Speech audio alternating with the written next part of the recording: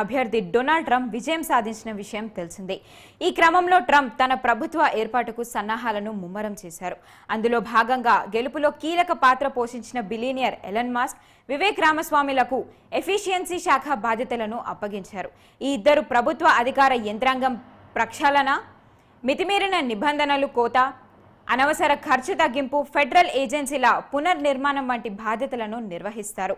Save America 2 ఉద్యమానికి ఇవి ఎంతో ముఖ్యమైనవని, వీరిద్దరూ నా పాలనకు మార్గం సుగమం చేస్తారని ట్రంప్ పేర్కొన్నారు.